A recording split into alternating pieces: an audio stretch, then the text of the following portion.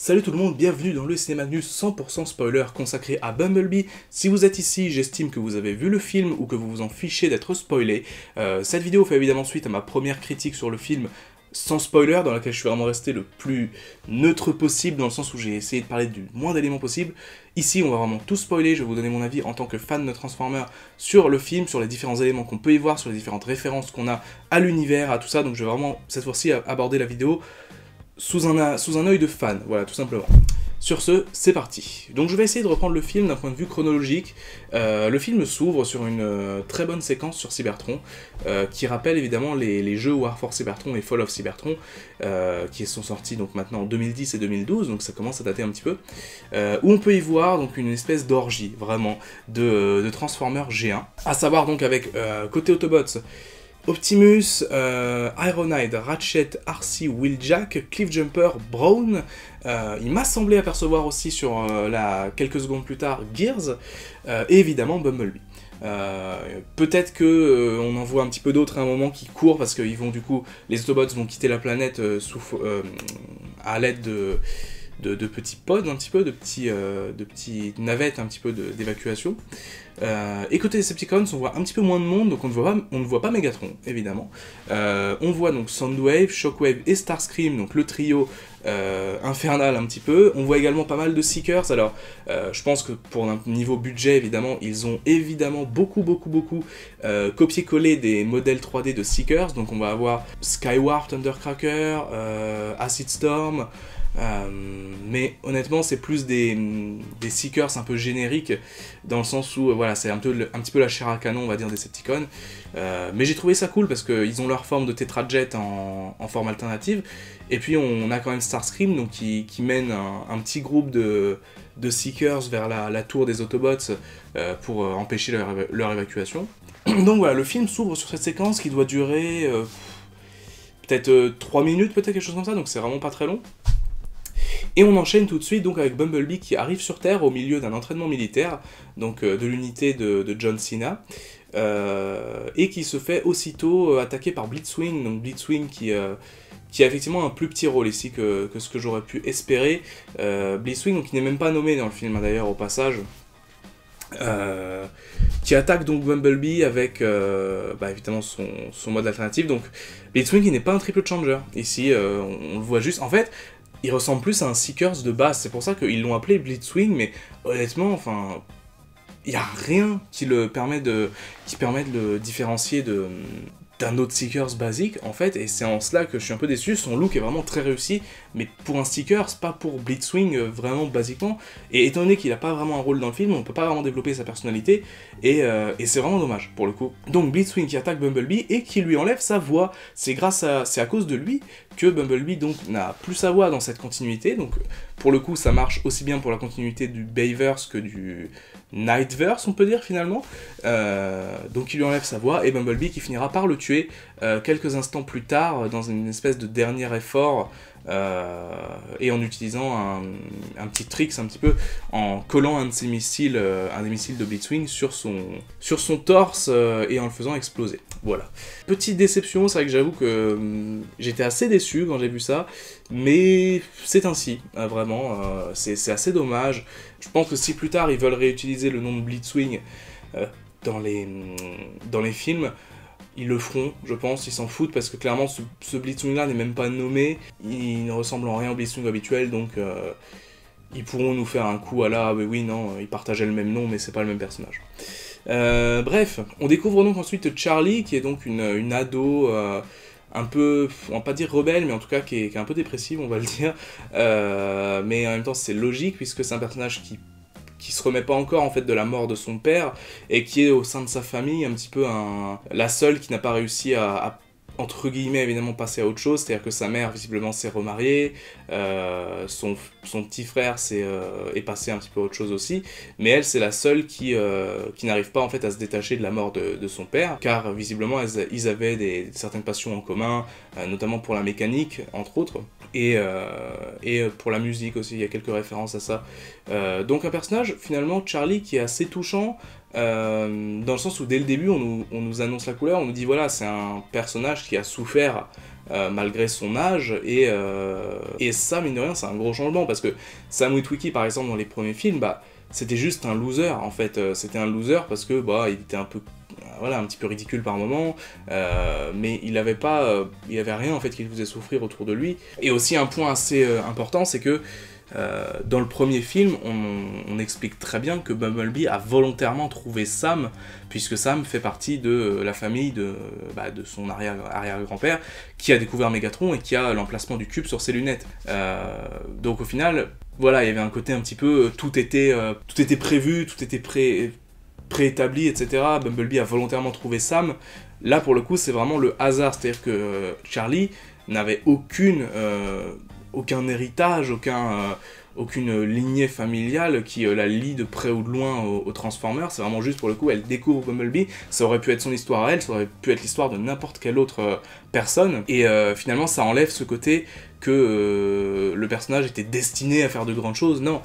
Charlie, c'est juste un personnage qui se retrouve au milieu de tout ça malgré elle, et c'est pour ça qu'au final, même si le personnage est entre guillemets calqué, un petit peu dans la forme en tout cas, sur celui de Sam Witwicky, selon moi,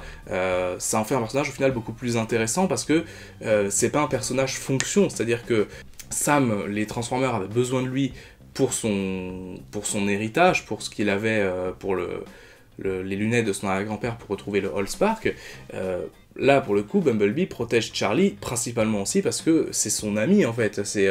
Et il s'est attaché à elle, elle s'est attachée à lui, et même si de base, il n'y a rien qui devait leur permettre de se rencontrer, en fait. On notera d'ailleurs dans cette relation entre Charlie et Bumblebee que certaines personnes y ont vu, et alors ça m'a vraiment fait marrer, et j'ai compris pourquoi en voyant le film. Certaines personnes y ont vu des ressemblances avec The Shape of Water. C'est le dernier film donc, qui a gagné l'Oscar du meilleur film, surtout le dernier film de Guillermo del Toro, donc qui racontait donc l'histoire d'amour pour le coup entre Elisa et une créature, une sorte d'homme-poisson un peu si on peut dire, mais qui était vraiment un très bon film, mais un film vraiment concentré sur la relation entre les deux, et une vraie histoire pour le coup, un vrai conte d'amour finalement. Et quand j'ai vu certaines critiques dire que Bumblebee ressemblait à The Shape of Water par moment, j'ai dit attendez, ils ont craqué là. Mais en fait non, j'ai assez compris, il y a une ou deux scènes qui y font un petit peu penser, je pense que c'est absolument pas volontaire, c'est juste parce que tout le monde a vu The Shape of Water avant, donc évidemment on y pense. Pour ceux qui ont vu The Shape of Water par exemple, il y a deux scènes qui me font penser, évidemment la scène sous l'eau vers la fin du film, et tout l'espèce de délire qu'ils ont à un moment avec des œufs, parce que dans The Shape of Water il y avait aussi quelque chose par rapport aux œufs, voilà, et dans Bumblebee on a une petite scène comme ça aussi, et c'est peut-être pour ça que les gens y ont vu quelques similitudes, même si, attention, il n'y a absolument pas d'histoire d'amour dans ce film, hein. Je préfère le signaler, enfin, non, pas de mécanophilie, pas de tout ça, on va laisser ça au fanfic, mais, oh putain, non, et, mais clairement, non, pour le moment, c'est juste une grande histoire d'amitié, mais absolument pas une histoire d'amour, fort heureusement. Alors j'avais envie de revenir aussi sur le personnage de John Cena, qui est finalement assez secondaire, qui est un petit peu la caricature un peu de militaire basique et bourrin, mais qui en même temps, voilà, on sait pourquoi est-ce qu'il déteste, entre guillemets, bien sûr, Bumblebee. C'est entre guillemets à cause de Bumblebee que toute son unité se fait décimer au début du film, et c'est entre guillemets toujours à cause de lui que la guerre arrive potentiellement sur Terre, avec Shatter, Dropkick, qui voudront appeler l'armée des Decepticons plus tard, et ce sera justement l'enjeu de la fin du film. Donc au final, on comprend pourquoi est-ce qu'il déteste Bumblebee, mais en même temps, à la fin, il change complètement, parce qu'il se rend compte qu'au final c'est Bumblebee qui est complètement gentil, qui n'a rien d'un envahisseur ou d'un Decepticon, donc et au final, toujours dans sa caricature de militaire d'ailleurs, il termine par faire un gros garde-à-vous à Bumblebee en mode merci soldat, etc. Et j'ai trouvé ça très sympa parce que John Cena est vraiment le type d'acteur, enfin le type de gars qui représente parfaitement ces espèces de caricatures de gros bourrins. Ça passe tellement bien, j'ai l'impression que même lui en est conscient évidemment. C'est pas fait au premier degré ce personnage, vraiment. C'est pour le coup pour vraiment faire une caricature, mais c'est une caricature qui est efficace et une caricature que Michael Bay n'aurait jamais fait par exemple. Donc j'ai vraiment trouvé ça cool, même si le personnage est très secondaire. Je pense que s'il y a un personnage et un élément dans le film qui a souffert des différents reshoot et peut-être cut qu'il y a eu dans ce film, c'est le Secteur 7 et John Cena du coup. Puisque on voit d'ailleurs dans le Secteur 7 un jeune Simons, donc Simons, vous le connaissez, on le voit jeune et c'est lui qui apporte l'information à John Cena du coup,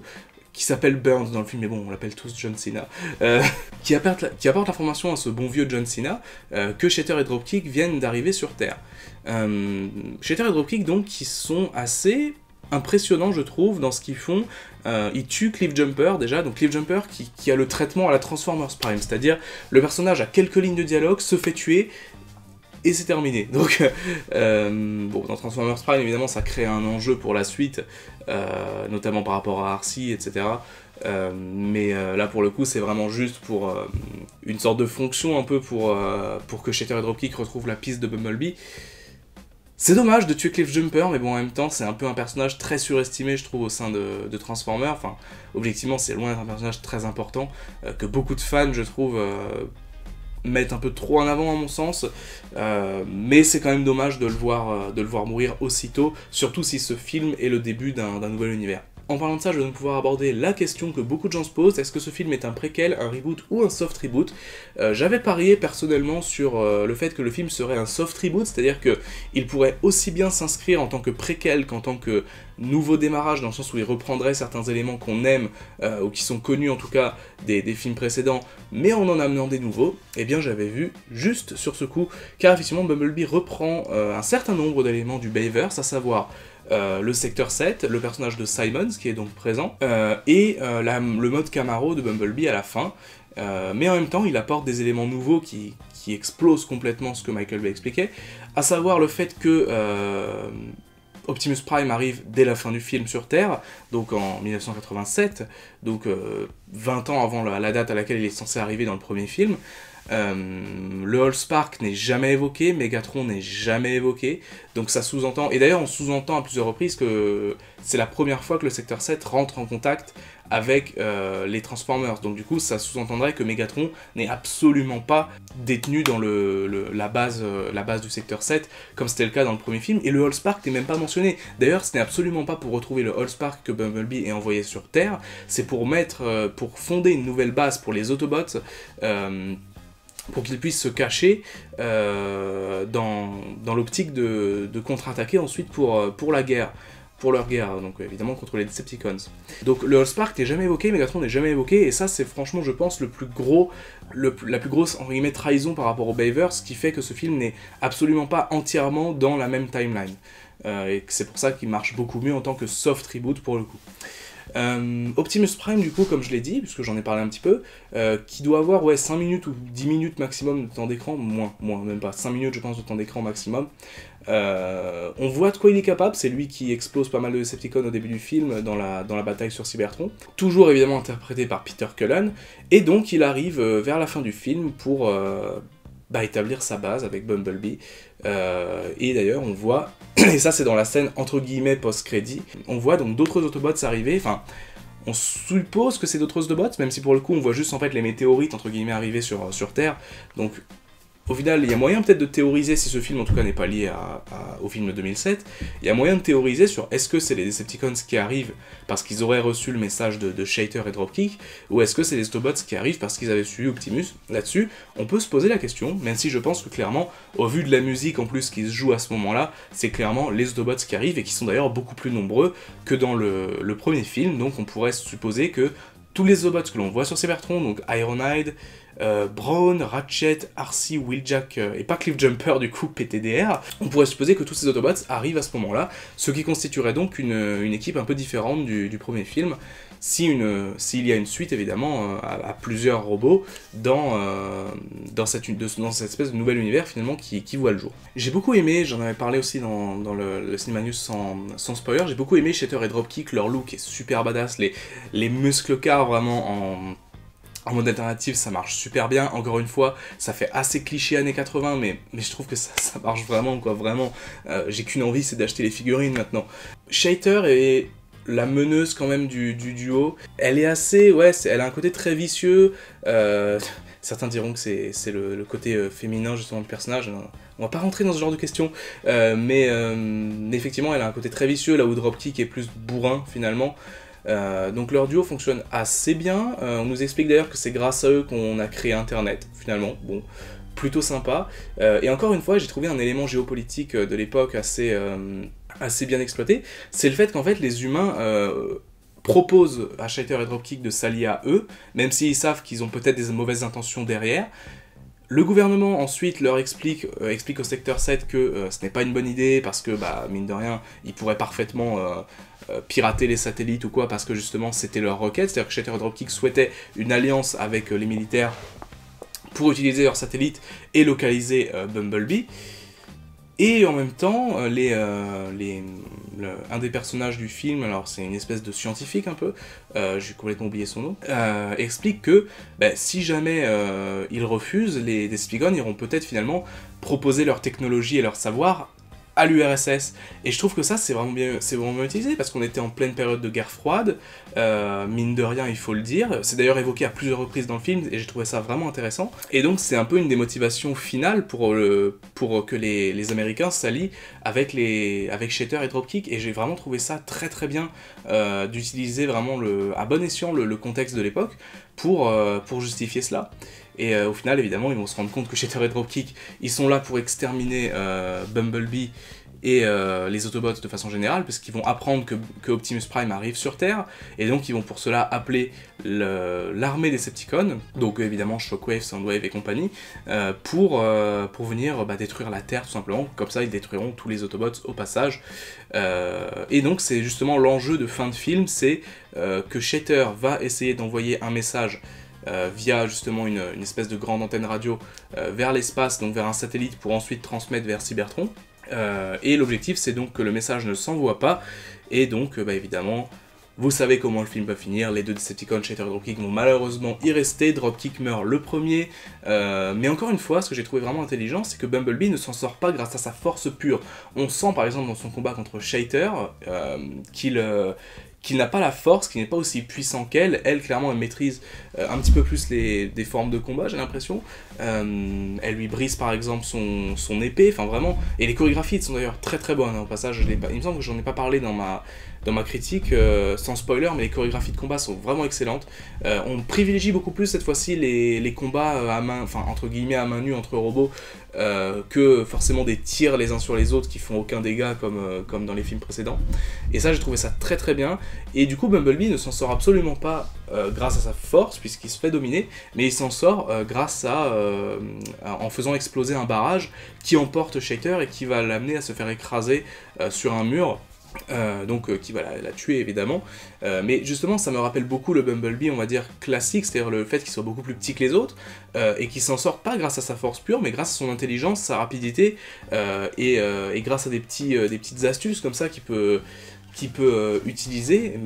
mais voilà, Bumblebee n'est pas un gros soldat badass à la base, et je trouve que ce film exploite plutôt bien cette idée, justement, même contre Blitzwing, il s'en sort encore une fois, pas grâce à sa force, mais grâce à son intelligence. Donc j'ai trouvé ça très cool. On arrive donc vers la fin du film, Bumblebee va se séparer de Charlie, puisque leurs chemins doivent se séparer, voilà, je sais pas comment dire exactement différemment, non, mais surtout parce qu'Optimus Prime vient d'arriver sur Terre, et Charlie est aussi conscient du fait que Bumblebee doit partir et doit la laisser, donc chacun se laisse de leur côté. Et Bumblebee s'en va retrouver Optimus Prime sur un magnifique plan, vraiment, moi c'est le moment où j'ai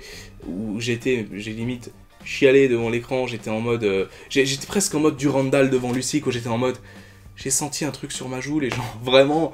quand je vois ce plan d'Optimus Prime, donc avec son mode semi-remorque de 1984, qui est vraiment inspiré pour le coup de son mode véhicule original, quand je le vois à côté de Bumblebee, qui lui pour le coup est maintenant en Camaro, donc la première Camaro qu'il a dans les films, ce plan il peut évoquer plein de choses, c'est vraiment l'espèce de... Et c'est pour ça que vraiment, j'ai envie de dire, ce plan évoque la paix qu'il devrait y avoir entre les fans de Transformers, fans des films, et les fans de Transformers, fans de la G1, c'est les deux peuvent rouler l'un à côté de l'autre pacifiquement, et c'est surtout vraiment c'est aussi le moment du coup où le film se termine, puisque Charlie va ensuite rentrer chez elle, retrouver sa famille, et comment il s'appelait déjà ? Memo, voilà, c'est ça, j'en ai pas parlé, mais c'est un personnage un petit peu osef, c'est le petit copain, entre guillemets, de Charlie, même si ils ne le sont toujours pas à la fin du film, mais voilà, c'est un peu le genre de mec un peu cool, années 80, un peu loser. Pour le coup, s'il y a un humain un peu loser, c'est un peu lui finalement, mais c'est un peu une sorte de sidekick un peu assez comique, qui fonctionne plus ou moins en fonction des moments, mais bon. Il n'a pas un rôle extrêmement important non plus, on va dire. Le film se termine donc, et on a ensuite une scène entre guillemets post-générique avec Optimus et Bumblebee, donc qui sont dans les bois, mais ça j'en avais parlé un petit peu avant, donc avec l'arrivée des Autobots qui est teasée par la suite, et enfin le film se termine sur Charlie qui arrive enfin à réparer une voiture sur laquelle elle travaillait avec son père avant que ce dernier meure, et donc elle arrive enfin à la redémarrer, et le film se termine donc sur elle qui roule tout simplement à son volant, et c'est ainsi que Bumblebee se termine. Je n'ai évidemment pas abordé tous les points possibles et imaginables dans ce film, parce qu'il y en aurait vraiment beaucoup. Un point aussi qui m'a fait plaisir, je pensais entendre The Touch, et j'ai entendu The Touch, pas au moment où j'aurais vraiment pensé, mais bon, au moins la musique était dans le film, et je suis assez content de ça. Sur ce, voilà, j'ai un petit peu parlé au naturel finalement, je sais pas si je ferai vraiment beaucoup de cuts dans cette vidéo. De toute façon, si vous écoutez cette vidéo, c'est qu'a priori vous êtes fan de Transformers comme moi. Donc voilà, j'avais envie de vous faire part de mon ressenti vraiment par rapport à ce film. J'espère donc que la vidéo vous aura plu. Je referai évidemment d'autres vidéos sur Bumblebee, d'autres théories sur quelles pourront être les futures suites, les futurs films Transformers. J'ai une vidéo prévue sur le sujet qui sortira, je pense, en janvier. En attendant, voilà, c'est à peu près tout pour mon avis avec spoiler sur Bumblebee. J'espère que la vidéo vous aura plu. Comme toujours, c'est le cas, n'hésitez pas à lâcher le petit pouce bleu, ça fait très plaisir, à vous abonner. Bonne fête de fin d'année à tous, c'était Magnus, ciao.